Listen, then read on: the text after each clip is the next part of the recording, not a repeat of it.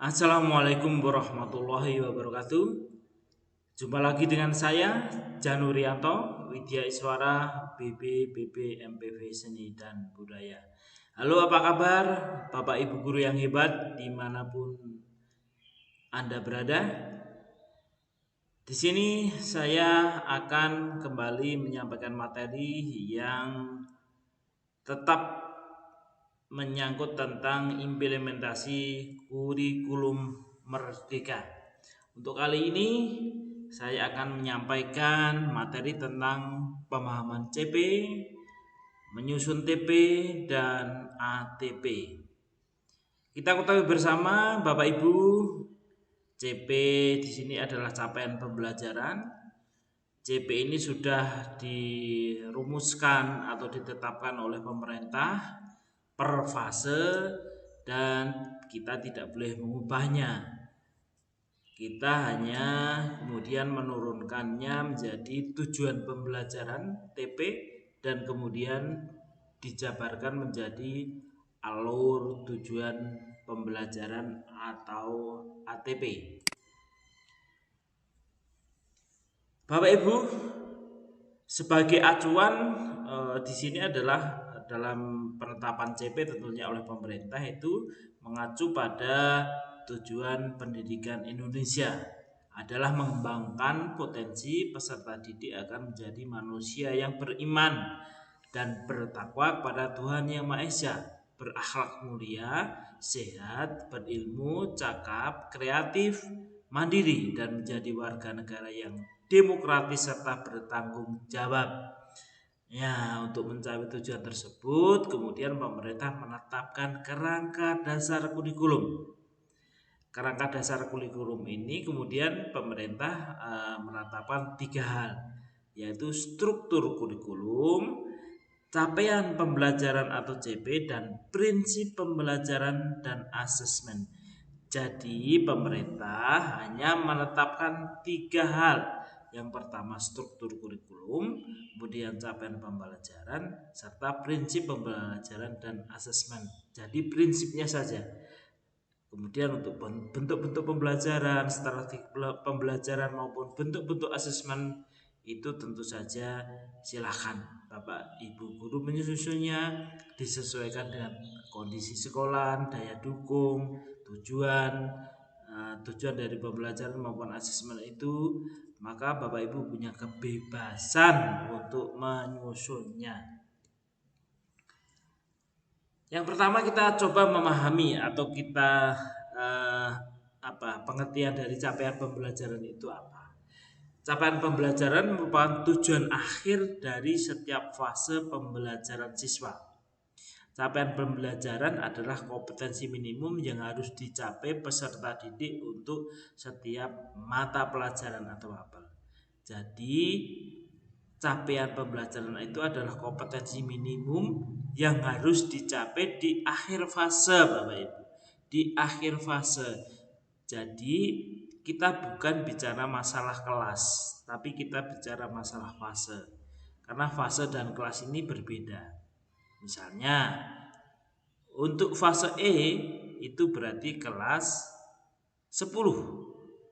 Untuk fase F itu ada 2 kelas, yaitu kelas 11 dan 12. Untuk lebih jelasnya nanti akan kita sampaikan mengenai fase yang telah ditetapkan oleh pemerintah. Capaian pembelajaran atau CP ini merupakan kompetensi pembelajaran yang harus dicapai peserta didik di setiap fase, dimulai dari fase fondasi pada PAUD untuk pendidikan dasar dan menengah. CP disusun untuk setiap mapel bagi peserta didik berkebutuhan khusus dengan hambatan intelektual dapat menggunakan CP pendidikan khusus. Peserta didik berkebutuhan khusus tanpa hambatan intelektual menggunakan CP reguler dengan menerapkan prinsip modifikasi kurikulum. Jadi ini yang Bapak Ibu perlu pahami lebih dulu sebelum kita memberikan materi lebih jauh terkait dengan pemahaman CP ini. CP ini Bapak Ibu disusun per fase. CP dinyatakan dalam paragraf yang merangkaikan pengetahuan, sikap, dan keterampilan untuk mencapai, menguatkan, dan meningkatkan kompetensi dalam nilai agama dan moral, perkembangan dan identitas diri, serta kompetensi literasi, numerasi, sains, teknologi, rekayasa, dan seni. Jadi CP ini Bapak Ibu itu sudah memuat, di situ ada pengetahuannya, ada sikapnya atau karakternya, dan ada keterampilannya. Jadi mungkin ini sedikit berbeda dengan kurikulum 2013 yang di situ kita mengenal KI dan KD. KI KD itu ada pemisahan, ada pengetahuannya sendiri, kemudian ada karakternya sendiri. Kalau di sini di CP ini sudah komplit. Di situ ada pengetahuan, ada karakter, ada keterampilannya yang harus dicapai siswa di akhir fase. Setiap CP, suatu mapel memiliki beberapa elemen atau kelompok kompetensi esensial yang berlaku sama untuk semua fase pada mapel tersebut. Jadi setiap CP Bapak Ibu, setiap CP suatu mapel itu terdiri atau memiliki beberapa elemen atau kelompok kompetensi esensial yang berlaku sama untuk semua fase pada mapel tersebut. Jadi elemen ini untuk setiap mapel itu sama untuk setiap fase. Jadi misalnya elemen CP matematika, maka elemen di dalamnya akan sama untuk mapel matematika di semua fase, baik A sampai F. Tapi untuk elemen mapel yang berbeda itu maka elemennya juga akan berbeda. Masing-masing elemen tersebut memiliki capaian per fasenya sendiri yang saling menunjang untuk mencapai pemahaman yang dituju. Masing-masing elemen ini memiliki capaian per fasenya sendiri yang saling menunjang untuk mencapai pemahaman yang dituju. Kita lanjut Bapak Ibu. CP dirumuskan dalam bentuk fase atau fase tapi bukan per tahun ya. Kalau per tahun itu kelas, maka yang jadi acuan CP ini ditetapkannya per fase. Ada jenjang PAUD atau fase fondasi di TK, kemudian jenjang SMP kelas 7 sampai 9 itu fase D. Oke, sebelumnya untuk jenjang SD itu fase A kelas 1 dan 2. Kemudian fase B kelas 3 4, fase C kelas 5 6. Kemudian yang agak khas di jenjang SMP itu 7 sampai 9 itu ada dalam satu fase, yaitu fase D. Kemudian di fase F itu hanya satu kelas saja, yaitu kelas 10 SMA atau SMK. Kemudian fase F itu kelas 11, 12 SMA atau SMK. Ini Bapak Ibu, bagaimana merancang pembelajaran alurnya. Alurnya untuk merancang sebuah pembelajaran yang pertama yaitu memahami capaian pembelajaran. Kemudian yang kedua merumuskan tujuan pembelajaran. Yang ketiga menyusun tujuan pembelajaran dan kemudian dilanjutkan dengan merancang pembelajaran. CP bisa dilihat di mana? Itu ada di Keputusan Kepala Badan Standar Kurikulum dan Asesmen Pendidikan Kementerian Pendidikan Kebudayaan Riset dan Teknologi nomor 033-KR-2022 ini yang terbaru Bapak Ibu. Jadi CP Bapak Ibu bisa dilihat di sini. Tapi kalau Bapak Ibu ingin lebih mudah untuk mencari CP sesuai dengan mapel yang Bapak Ibu guru ampuh, maka yang termudah adalah mencarinya di PMM, Platform Merdeka Mengajar. Karena di situ Bapak Ibu kemudian tinggal klik saja bagian capaian pembelajaran, kemudian memilih fasenya memilih mapelnya, bisa sudah langsung ketemu.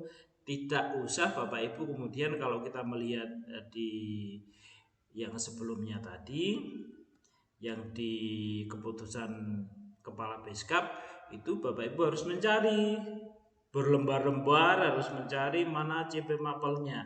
Tapi kalau di PMM Bapak Ibu cuman tinggal menulisnya, kemudian mencarinya, fasenya disesuaikan, mapelnya disesuaikan, maka akan ketemu. Bahkan di situ ada referensi ATP-nya di PMM, akan memudahkan Bapak Ibu dalam membuat TP dan kemudian ATP.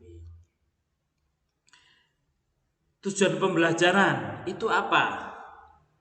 Yaitu kemudian CP diturunkan menjadi tujuan pembelajaran yang lebih bersifat operasional dan konkret, Bapak Ibu. Tujuan pembelajaran adalah deskripsi pencapaian dua komponen utama, yaitu kompetensi dan konten. Jadi TP itu terdiri dari dua komponen utama, yaitu kompetensi dan konten. Untuk lebih jelasnya kita lihat slide berikutnya. Jadi ini tahapan Bapak Ibu kalau ingin menyusun TP, yaitu kemudian dari CP itu dicari kompetensinya yang mana, kontennya yang mana.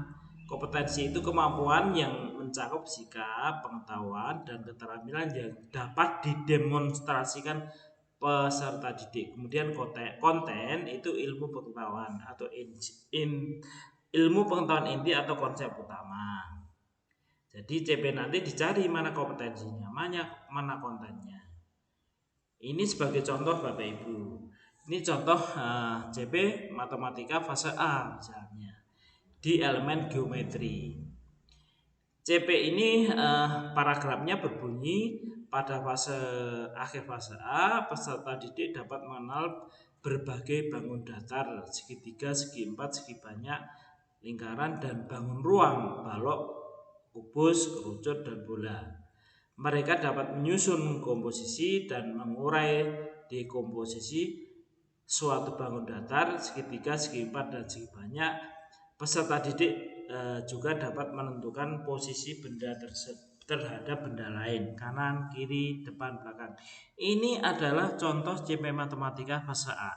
Langkah pertama yang harus Bapak Ibu cari adalah mana kompetensinya, mana kontennya dari CP ini untuk kita kemudian menyusun tujuan pembelajarannya.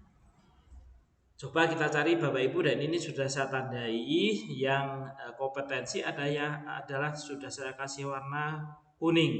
Kemudian yang konten saya kasih warna biru. Berarti di sini kompetensinya adalah mengenal, menyusun, mengurai, menentukan.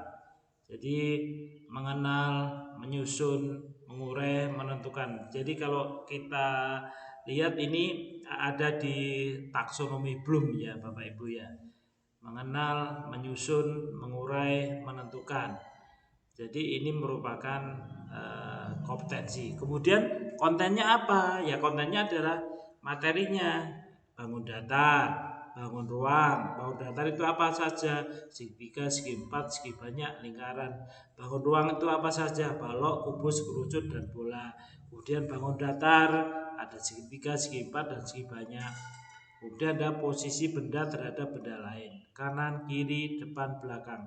Itu jadi jelas Bapak Ibu, di situ terlihat bahwa mana kontennya, mana kemudian kompetensinya. Setelah kita tahu itu, baru kita kemudian bisa menyusun tujuan pembelajaran. Saya contohkan lagi CP teknik sepeda motor misalnya. Ini cukup sederhana. Misalnya capaian umumnya ini adalah CP untuk capaian umumnya. Pada akhir fase F, peserta didik memahami perawatan dan perbaikan engine sepeda motor dan seterusnya. Di sini hanya kita temukan satu kompetensi, yaitu memahami. Kemudian kontennya ya perawatan, perbaikan, engine sepeda motor dan seterusnya. Ini contoh CP teknik sepeda motor, Bapak Ibu bisa dilihat itu sudah saya tandai. Yang kuning berarti kompetensi, yang biru berarti konten. Coba Bapak Ibu, kemudian ini ada elemen bahasa Indonesia. Coba dicari mana yang pengetahuan, maksud saya mana yang konten, mana yang kompetensi dari bahasa CP bahasa Indonesia fase D dari elemen membaca dan memeriksa.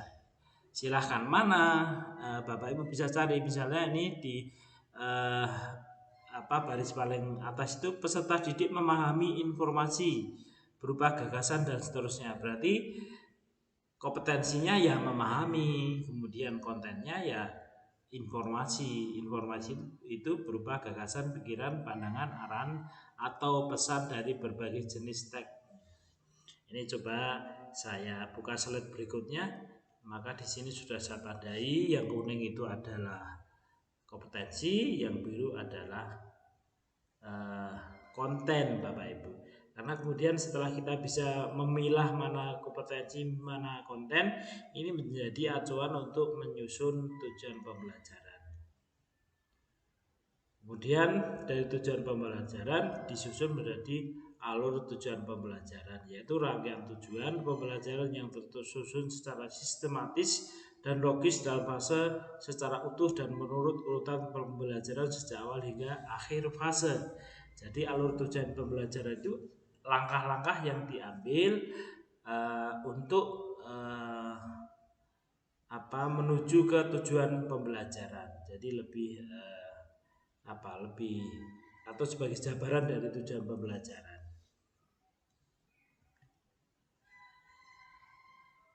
Ini prinsip alur tujuan pembelajaran, Bapak Ibu, esensial, berkesinambungan, konstekstual dan sederhana.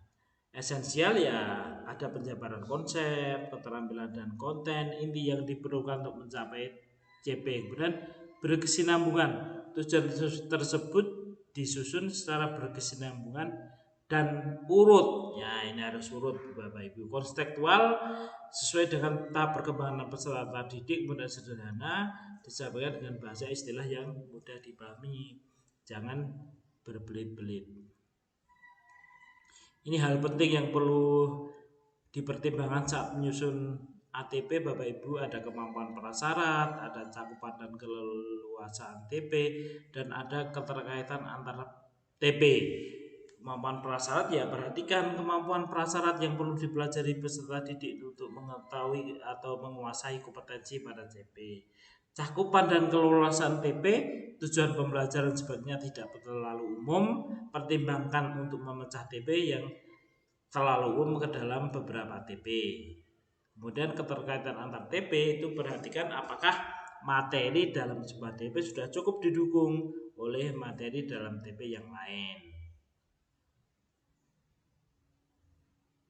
Mengurutkan tujuan pembelajaran, jadi dari abstrak, konten yang konkret dan berwujud ke konkret yang lebih abstrak dan simbolis. Jadi ini perlu diurutkan, Bapak Ibu, dari yang pengurutan konkret ke abstrak, dari konkret ke abstrak. Kemudian pengurutan deduktif dari konten yang bersifat umum ke yang spesifik. Kemudian dari yang mudah ke yang sulit. Kemudian pengurutan hierarki, mengajarkan keterampilan komponen konten yang lebih mudah sebelum mengajarkan keterampilan yang lebih kompleks. Pengurutan prosedural, mengajarkan tahap pertama dari sebuah prosedur, kemudian membantu peserta didik untuk menyelesaikan tahapan selanjutnya. Scaffolding meningkatkan kemampuan murid sekaligus mengurangi bantuan secara bertahap. Jadi tahapan-tahapannya, Bapak Ibu. Saya kira itu, Bapak Ibu, mengenai pemahaman CP, TP, dan ATP. Cukup singkat, ini berupa rangkuman saja. Nanti untuk lebih detailnya bagaimana menyusun TP, bagaimana menyusun ATP, maka tetap ikuti video-video saya. Untuk video berikutnya akan saya berikan penjelasan yang lebih lengkap. Terima kasih. Assalamualaikum warahmatullahi wabarakatuh.